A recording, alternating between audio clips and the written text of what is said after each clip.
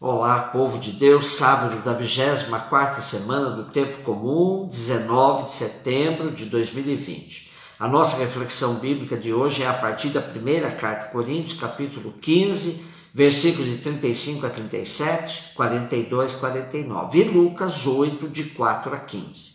Nós continuamos com a leitura da primeira carta de Paulo aos Coríntios, e o apóstolo insiste no tema da ressurreição, pois ele considera o núcleo fundamental da fé cristã. Sobre a ressurreição, Paulo vai se servir de comparações com as sementes, com Adão e Cristo, com o corpo mortal, o corpo espiritual, e em todo caso é sempre um terreno perigoso, essa forma de dizer, pois pode-se cair em considerações dicotômicas, numa perspectiva platônica, por exemplo. Mas a gritante diferença entre a semente e a planta já desenvolvida vai servir para Paulo comparar o corpo corruptível que desce à terra, mas que ressuscita para a vida eterna.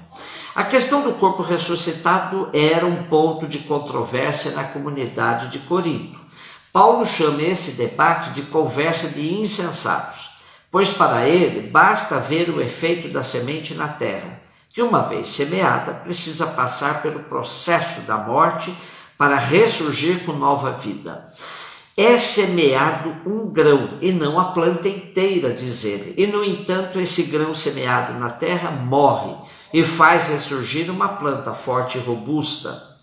Então, diz Paulo, assim também é a ressurreição dos mortos. Semeado na corrupção, o corpo ressuscita incorruptível. Semeado no desprezo, ressuscita glorioso. Semeado na fraqueza, ressuscita vigoroso. Semeado como corpo animal, ressuscita corpo espiritual. Se há um corpo animal, também há um espiritual, afirma o apóstolo. Comparado com a semente, Paulo se refere ao corpo humano como que semeado na terra. O corpo animal é semeado e brotará o corpo espiritual.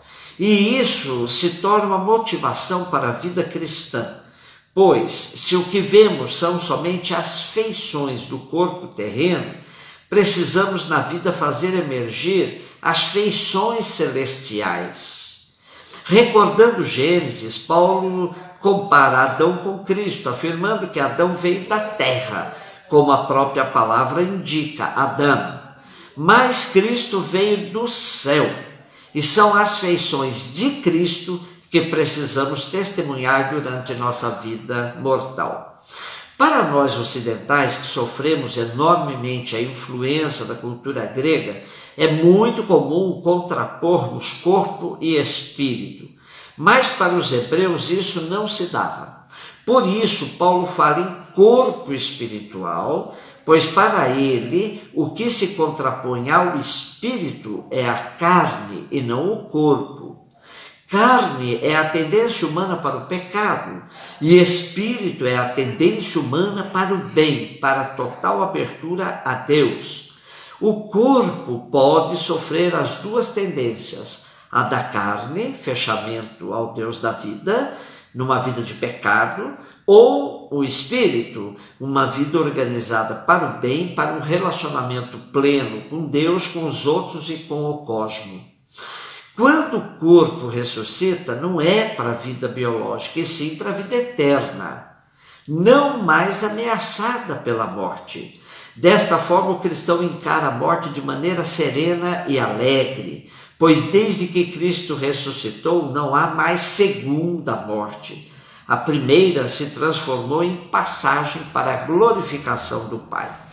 E Lucas 8, de 4 a 15, no Evangelho temos o tema da semente, tratado por Jesus em parábola para uma grande multidão que havia se reunido, pessoas vindas de diversas cidades para ouvir Jesus.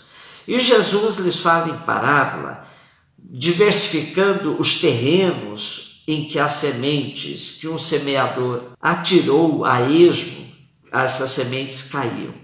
Dá-nos a impressão de que o semeador não entendia bem de semeadura, pois, distraído, atirou semente em diversos espaços. Porém, não é nada disso. O semeador é Jesus.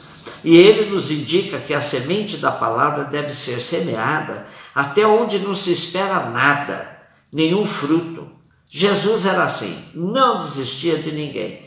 Da parte dele a semeadura acontecia, mas poderia acontecer rejeição, empolgação momentânea sem aprofundamento, poderia ainda ser sufocada pela doutrina dos fariseus, por exemplo, mas o semeador não desiste, pois uma parte da semente palavra encontrará terreno propício e dará frutos. Para a multidão, Jesus fala em parábolas, mesmo sabendo que não entenderão do que se trata. Para os discípulos, os já iniciados no caminho do reino, há uma explicação mais detalhada. Alguns exegetas comentam que a primeira parte é própria de Jesus e a segunda, ou seja, a explicação alegórica, é mais tardia, é da comunidade, como se fosse leitura e homilia. Sendo assim, o que é original de Jesus terminaria com a frase: quem tem ouvidos para ouvir, ouça. Os próprios discípulos ficaram sem entender o que Jesus de fato queria dizer e lhe pedem explicação do significado da parábola.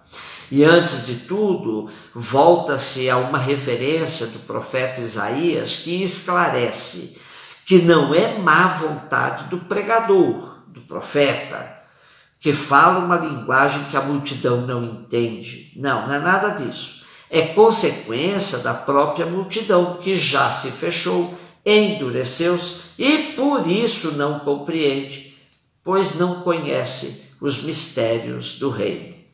A explicação é uma alegoria, onde a semente é comparada com a palavra de Deus.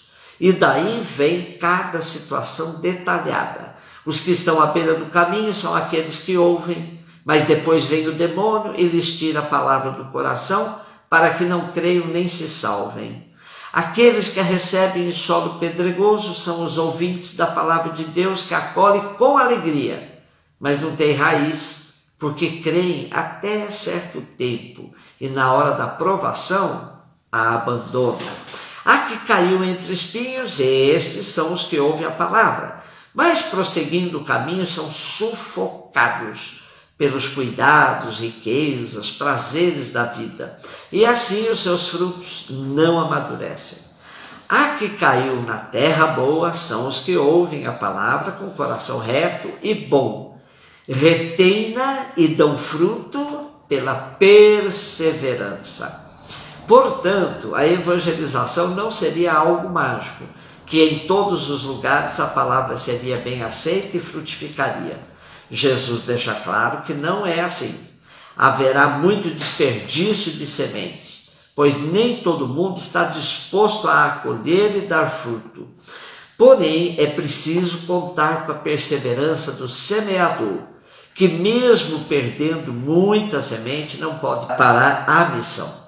Pensemos em nossa sociedade hoje. A qualidade da semente pode estar garantida, né? Porque é a semente, a palavra de Deus, está garantida.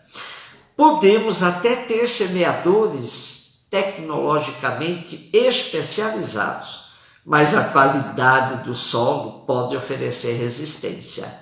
Semear no asfalto não é tarefa para qualquer um, mas somente para aqueles que confiam na qualidade da semente e têm esperança de que uma parte dela encontre alguma fresta e germine.